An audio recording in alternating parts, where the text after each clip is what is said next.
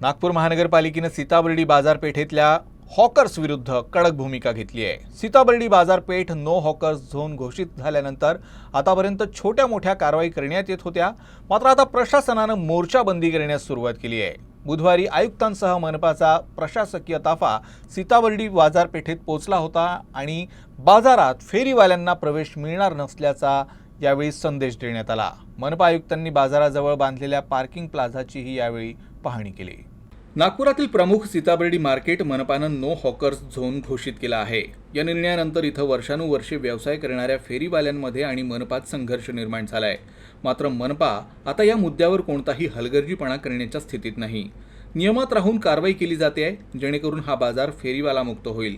अलीकडेच पोलिसांच्या वाहतूक विभागानं व्हेरायटी चौक ते लोहापूल चौक दरम्यान टू वे वाहतुकीला परवानगी देत वाहनं पार्क करण्याची परवानगी दिली। दररोज एक करून कारवाई केली जाते आहे। बुधवारी मनपा आयुक्तांनी त्यांच्या सर्व प्रमुख अधिकाऱ्यांसह आणि वाहतूक पोलीस उपायुक्त अर्चित चांडक यांच्यासह बाजारपेठेत अचानक भेट दिली। केवळ मुख्य रस्त्यावरच नाही तर मोदी गल्ली क्रमांक 1, 2 आणि 3 मधील अतिक्रमण हटवण्याचे निर्देश दिले।